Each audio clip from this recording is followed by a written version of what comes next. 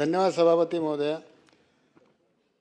रात्रशाळेमध्ये कार्य करणाऱ्या मुख्याध्यापक शिक्षक आणि शिक्षकेतर कर्मचाऱ्या संदर्भात आपण जे उत्तर दिलेलं आहे ते बरंचसं समाधानकारक असं आहे. आपण त्यामध्ये असं नमूद केलेलं आहे की हे सर्व जे विद्यार्थी या ठिकाणचे जे विद्यार्थी आहेत ते दिवसा श्रम करणारे आहेत, कष्टकरी आहेत आणि त्यांच्या शिक्षणाची अवघड जबाबदारी या ठिकाणच्या शिक्षकांनी मुख्याध्यापकांनी ही पार पाडली आहे.